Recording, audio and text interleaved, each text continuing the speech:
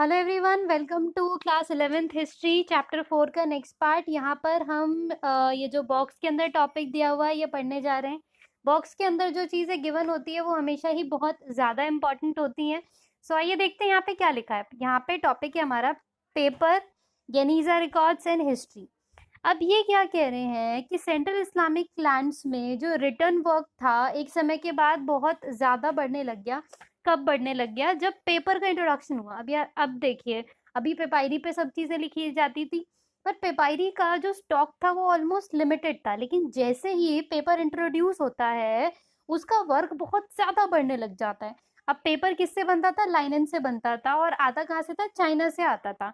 अब चाइनीज लोगों ने क्या कर रखा था, उन्होंने जैसे ही पेपर बनाया उन्होंने इसके पूरे मैन्युफैक्चरिंग प्रोसेस को बिल्कुल एक सीक्रेट के जैसे रखा कि हम किसी को बताएंगे ही नहीं। क्यों रखा है इसको सीक्रेट के जैसे? क्योंकि ये ऐसी चीज थी कि वर्ल्ड में एक ही जगह बन रही है ये, तो ऑब्वियस सी बात है सब लोग ट्रेड किससे करेंगे? चाइना से करेंगे। पर 751 में एक मुस्लिम गवर्नर थे, समरकंद। उन्होंने क्या करा कि वहाँ पर जो उनके इस्लामिक प्रोविंसेस में चाइनीज थे उन्होंने कहा कि ये सारे इन्वेडर्स हैं, और लगभग 20,000 चाइनीज को उन्होंने पकड़ के प्रिजनर बना दिया। अब उसमें से उन्होंने क्या करा कि भैया फाइंड आउट करो इसमें से किस किस को पेपर बनाना आता है। अब पता चला उनमें से कुछ लोगों को बढ़िया पेपर बनाना आता था, तो अब तो भैया के हाथ ट्रिक लग गई, तो उन्होंने उनसे पेपर बनवाए, अपने सारे लोगों को उन्होंने पेपर बनाना सिखवा दिया।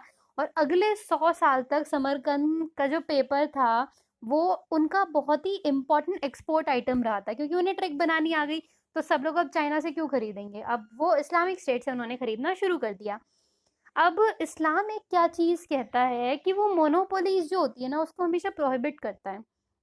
मोनोपोली क्या होता है? एकल राज। वो एकल राज को हमेशा मना करता है। तो जो पेपर था वो क्या हुआ, उन्होंने ये सारी ट्रिक जो थी ना वो जो इस्लामिक वर्ल्ड था उन सब लोगों को सिखा दी है। ऐसा नहीं था कि उन्होंने ट्रिक अपने पास ही रखी, अपने प्रोविंस में ही रखी। तो उन्होंने ये सबको सिखा दिया। अब सबको सिखा दी तो जो पेपायरस था वो बहुत जल्दी रिप्लेस हो गया। किससे? पेपर से। अब सब लोग किस पे लिखा करते थे? पेपर से लिखा करते थे। अब उसने पेपायरस को क्या कर दिया था? रिप्लेस किया गया था। अब राइटिंग मटेरियल जो पेपायरस का था वो कहाँ से बनता था? नाइल वैली पे जो प्लांट होता था उसी से बनता था।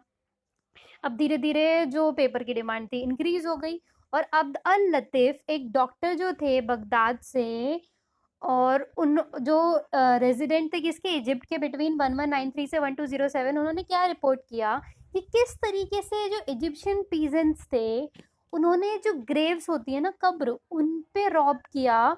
रॉब मतलब वहां पे अटैक किया, और उन्होंने ऑब्टेन क्या करा, जो जिनसे ममी रैप होती थी ना वो लाइनन से बनते थे, और लाइनन से पेपर बनता था।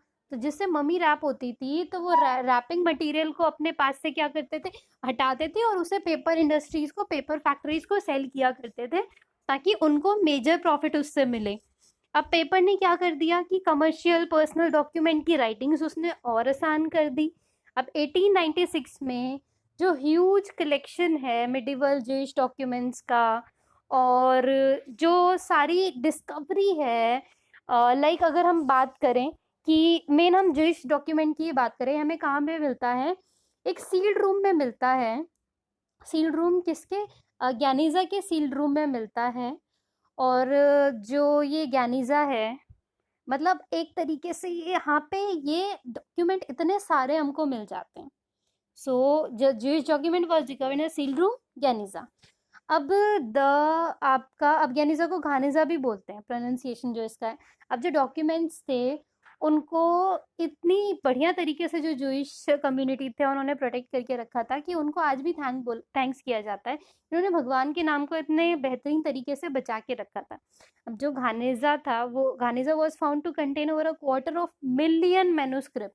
क्वार्टर ऑफ मिलियन यानी कि आप समझिए 2.5 लाख मैन्युस्क्रिप्ट वहां से मिली थी, जो लगभग 8th ऑफ सेंचुरी से लिखी हुई जा रही थी। मोस्ट ऑफ द मटेरियल वो 10 से 13 सेंचुरीज के बीच में थे। किस किसने लिखे थे? फातिमिद ने, अय्यूबिद ने, और ममलुक पीरियड्स के थे।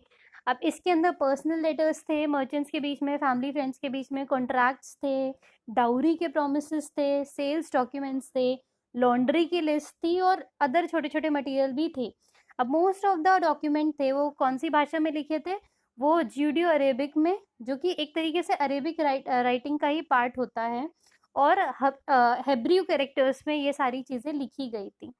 अब ये जूइश कम्युनिटी उस समय मिडिवल मेडिटेरियन के टाइम पे बहुत ही बढ़िया तरीके से इसको यूज़ करती थी। अब जो हमारे गेंजिया डॉक्यूमेंट्स है या गांजिया डॉक्यूमेंट्स हैं, ये एक तरीके से रिच इंसाइट, एक तरीके से बहुत ज़्यादा हमें नॉलेज प्रोवाइड कर रहे हैं पर्सनल इकोनॉमिक एक्सप्रेशंस की। और उसके अलावा डॉक्यूमेंट्स क्या सजेस्ट कर रहे हैं कि कितनी बेहतरीन इनकी बिजनेस स्किल्स थी, कमर्शियल टेक्निक्स थी मर्चेंट्स की इस्लामिक वर्ल्ड में। और उस समय भी सारी चीज़ें ऐसा नहीं थी कि जानते नहीं थे लोग इसके बारे में। अगर हम यूरोपियन काउंटर पार्ट्स की बात करें तो जो इस्लामिक काउंटर पार्ट्स थे, जो इस्लामिक पार्ट था वो ज़्यादा डेवलप था। अब जो गोइतेन हैं उन्होंने क्या राइट कर रखा है, मल्टीपल वॉल्यूम ऑफ हिस्ट्री लिख रखी है उन्होंने मेडिटेरियन और गांधी रिकॉर्ड्स की। और अमिताभ घोष ने भी जो गांधी लेटर है उनसे इंस्पिरेशन लेके एक स्टोरी लिख रखी है इंडियन स्लेव के बारे में। उनकी बुक, कौन सी बुक है उनकी, इन एन एंटीक लैंड, इसमें इन्होंने लिख रखा है। अब अगर हम ईस्टर्न एंड की साइड आए तो जो कारवां है ईरानियन मर्चेंट्स का, वो क्या करता है, वो बगदाद में शिफ्ट होता है, बगदाद में वर्क करता है। और उसके अलावा जो चाइना का सिल्क रूट है, अब सिल्क रूट क्यों कहते हैं कि चाइना ना एक रूट बना रखा था, उस रूट के जरिए चाइना में सिल्क बहुत होता था तो वो सबको सिल्क भेजा करता था, तो इसीलिए उसको सिल्क रूट ही नाम रख दिया गया था। और कहाँ कहाँ से जाते थे वो, बुखारा से, समरकंद से, और सेंट्रल एशियन चाइनीज गुड्स को वो लेके आते थे। और उसके अलावा क्या लेके आते थे, पेपर वगैरह भी लेके आते थे। अगर हम बात करें ट्रांसोक्शियाना की, ट्रांसोक्शियाना यानी कि समरकंद की, ये ऑल्सो एक इम्पॉर्टेंट लिंक है कमर्शियल नेटवर्क का, जो रशिया से लेके स्कांडिनाविया तक जाता है। क्यों, एक्सचेंज ऑफ यूरोपियन गुड्स के लिए। और मेनली जो थे फर जो थे वो एक्सचेंज होते थे वहाँ पे। उसके अलावा स्लाविक कैप्टिव्स जो थे, जो स्लेव्स थे, उनकी खरीद बिक्री होती थी। अब पेमेंट के लिए इस्लामिक कॉइन्स का यूज़ किया जाता था, जो कि ऑलमोस्ट होड में डिस्कवर हुए थे, लाइक वोल्गा रिवर के पास बाल्टिक रीजन में। अब male and female Turkish slaves जो गुलाम हुआ करते थे उनको भी परचेज किया करा करते थे इन मार्केट्स में से। और क्यों खरीदे थे, किसके लिए, ये खलीफाज, कैलिफ वगैरह के लिए, सुल्तान्स वगैरह के लिए खरीदे जाते थे। फिजिकल सिस्टम की हम बात करें, फिजिकल सिस्टम क्या होता है, income and expenditure of the state, उसके बारे में भी रिटर्न रिकॉर्ड्स हैं। और मार्केट एक्सचेंज की अगर हम बात करें और इम्पोर्टेंस ऑफ मनी की भी बात करें तो इनके भी रिकॉर्ड्स हैं। जो कॉइन्स थे गोल्ड, सिल्वर, कॉपर के, ये मिंट होते थे वहाँ पे, सर्कुलेट होते थे। ज़्यादातर अगर हम बात करें तो often in bags sealed by money changers. अब मनी चेंजर्स जो थे इसको बैग्स में लेके मनी चेंज करते थे, जैसे एक करेंसी के बदले दूसरे करेंसी।